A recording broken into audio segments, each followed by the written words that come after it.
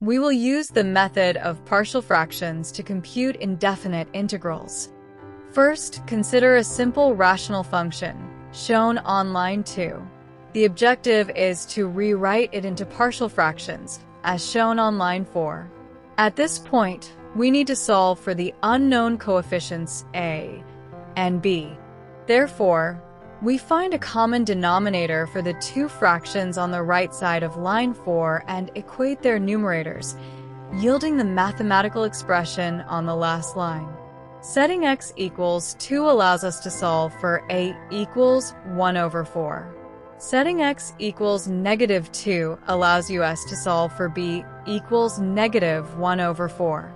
Lines 2 and 3 illustrate how to decompose the rational expression on the screen into multiple partial fractions.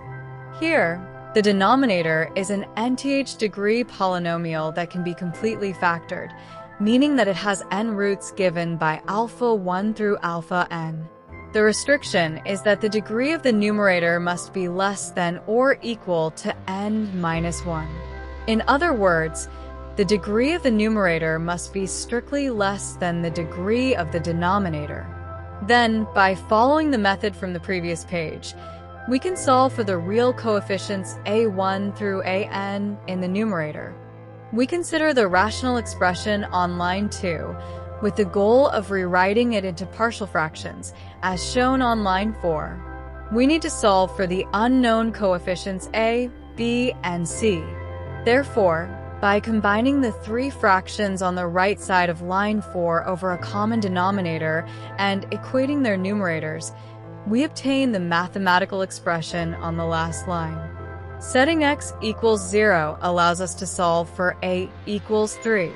Setting x equals 1 allows us to solve for c equals 5. Setting x equals 2 yields the equation 11 equals a plus 2b plus 2c. Since a and c have already been determined, we can use this equation to solve for b equals -1. This screen illustrates how to decompose a general rational function into partial fractions. The partial fraction decomposition on line 2 accounts for the denominator having a repeated root alpha with multiplicity k. The decomposition on line 4 considers a denominator with both a repeated root alpha of multiplicity k and n distinct roots given by beta 1 through beta n. For this type of decomposition, all numerators are real constants. Following the method from the previous page, we can solve for these unknown real numerators. We consider the rational expression on line 2 with the objective of rewriting it into partial fractions. Since the denominator can only be factored into two terms, it is decomposed into two partial fractions, as shown on line 4. Next, we need to solve for the unknown coefficients a, b, and c. Therefore, by combining the two terms on the right side of line 4 over a common denominator and equating their numerators, we obtain the mathematical expression on the last line.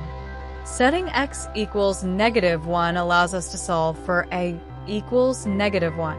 Setting x equals 0 yields the equation 2 equals a plus c. Since a has been determined to be -1, we can solve for c equals 3 from this equation. Setting x equals 1 yields the equation 8 equals 2a plus 2b plus 2c. Since a and c have already been solved, using this equation allows us to find b equals 2. We consider the rational expression on line 2 with the goal of rewriting it into partial fractions, as shown on line 4. Although the denominator is also factored into two terms, one of them is a repeated factor, that is, x squared plus 4 squared, expressed in exponential form. Therefore, it must be decomposed into three terms. What needs to be emphasized here is that because the denominator accounts for x squared plus 4 and its repeated term, the degree of each numerator must be strictly less than the degree of its underlying irreducible quadratic factor. This yields the partial fraction setup shown on line 4. To solve for the unknown coefficients a, b, c, d, and e, we combine the three fractions on the right side of line 4 over a common denominator and equate their numerators, obtaining the mathematical expression on the last line. Since we need to solve for 5 unknown coefficients a, b, c, d, and e, we require a system of 5 equations. At this point, we can substitute 5 distinct values of x to obtain these 5 equations, as displayed on the screen. Finally, by solving this system of linear equations simultaneously, we arrive at the values for the 5 unknowns shown on the last line. This screen illustrates how to decompose a general rational function into partial fractions. The denominator is a quadratic polynomial raised to the kth power, so it is decomposed into k partial fractions, with each numerator being a polynomial with degree 1. Following the method from the previous page, we can solve for these linear numerators. This screen illustrates how to decompose a general rational function into partial fractions. The denominator is a product of a linear polynomial to the mth power and a quadratic polynomial to the kth power, so it is decomposed into m plus k partial fractions. The rule states that if a denominator term is a linear polynomial raised to the mth power, its numerators are all real constants. If a denominator term is a quadratic polynomial raised to the kth power, its numerators are all linear polynomials. Following the method from the previous page, we can also solve for these unknown real constants. This screen illustrates another method of partial fraction decomposition. The denominator consists of a quadratic polynomial to the kth power and n distinct roots given by beta 1 through beta n, so it is decomposed into n plus k partial fractions. The rule states that the component with n distinct roots is split into n terms, with each numerator being a real constant. The component where the denominator is a quadratic polynomial to the kth power is split into k terms, with each numerator being a linear polynomial. Following the method from the previous page, we can also solve for these unknown real constants. This screen shows an even more general setup for partial fraction decomposition, where the denominator combines all the previous cases. It contains n distinct roots given by beta 1 through beta n, a repeated root alpha with multiplicity m, and a quadratic polynomial to the kth power. Therefore, it is decomposed into n plus m plus k partial fractions. Combining the previous decomposition rules, this general setup becomes easy to understand. Following the method from the previous page, we can solve for these unknown real constants. Typically, partial fraction decomposition is applied to proper rational functions, where the degree of the numerator is strictly less than the degree of the denominator. Therefore, if we have an improper rational function, meaning that the degree of the numerator is greater than or equal to the degree of the denominator, we must first rewrite it as an expression containing a proper rational function. For example, line 2 shows an improper rational function, which we can convert into a proper rational function, as shown on the second to last line. The resulting proper rational fraction is then decomposed into partial fractions, as shown on the last line. This example first decomposes the integrand into partial fractions. Line 3 shows the calculation of the indefinite integral for each resulting fraction. After algebraic simplification, the final result is completed and displayed on the last line.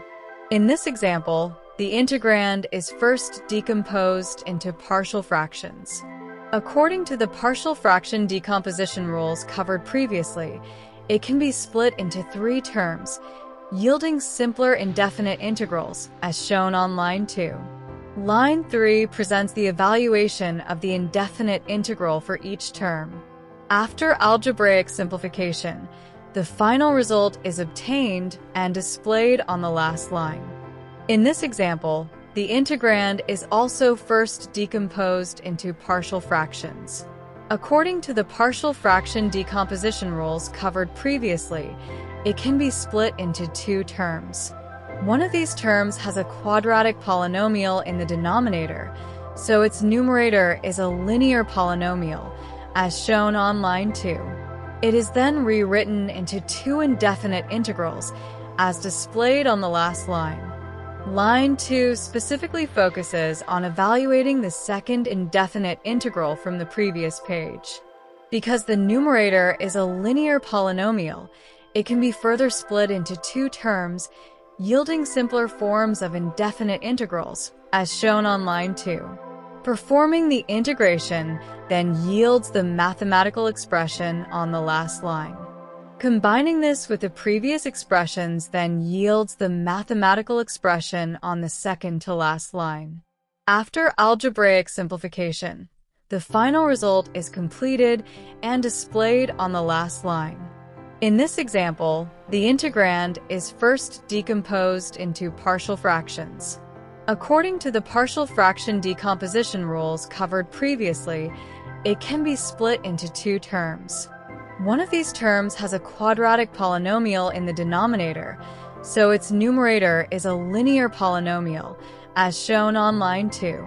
The simple integral of the first term can be obtained directly, leaving the evaluation of the other indefinite integral displayed on the last line. We need to further decompose the integrand of the remaining indefinite integral. We first rewrite it into the form shown on line 2, and then decompose it into two fractional terms, as displayed on the last line. Based on the decomposition from the previous page, we obtain two indefinite integrals, as displayed on line 2. For the first indefinite integral, we can apply substitution by setting u equal to the quadratic polynomial in the denominator, that is, setting u equals x squared plus x plus 1. This allows us to solve the first indefinite integral, as shown on the last line. Now, only the second integral remains to be evaluated, and we will use the integration formula shown on line 2. The integration formula on the last line is derived from the formula on line 2 using substitution. By simply setting u equals x plus b, we have du equals dx. Applying the formula on line 2 then yields the integration formula on the last line. The remaining second integral will be evaluated on the next page using this final integration formula. The equation on line 2 is obtained by completing the square in the denominator so that we can apply the last integration formula from the previous page. Substituting directly into the formula then yields the mathematical expression on the last line. Finally, combining this with the previous expressions completes the calculation. In this example, the integrand is first decomposed into partial fractions. According to the partial fraction decomposition rules covered previously, it can be split into two terms. One of these terms has a quadratic polynomial in the denominator, so its numerator is a linear polynomial. Since the numerator is a linear polynomial, it can be further split into two terms, yielding three indefinite integrals as shown on line 2. The first two indefinite integrals can be evaluated using substitution, leaving the calculation of the last indefinite integral displayed on the last line. To evaluate the remaining indefinite integral, we first set 2 tangent u equals x. Differentiating both sides yields 2 secant squared u du equals dx. The last line shows the transformed indefinite integral, which utilizes the trigonometric identity 1 plus tangent squared u equals secant squared u. The first equality on line 2 represents the transformed indefinite integral from the previous page, while the second equality applies the double angle formula for cosine. Line 3 evaluates the simple indefinite integral. Line 4 then utilizes the double angle formula for sine. Since we previously set 2 tangent u equals x, which means tangent u equals x over 2, We can construct a right triangle where the side adjacent to angle U has length 2 and the opposite side has length x. This gives a hypotenuse of length square root of x squared plus 4. From this, we can determine sine u and cosine u, leading to the second to last line. After algebraic simplification, we obtain the mathematical expression on the last line. Finally, combining this with the previous expressions completes the calculation. This example considers the indefinite integral of an improper fraction. We first convert the integrand into a proper fraction and then decompose it into partial fractions, which yields the indefinite integral on line 2. The process for this partial fraction decomposition was computed previously. Finally, evaluating these simple indefinite integrals completes the calculation, as displayed on the last line.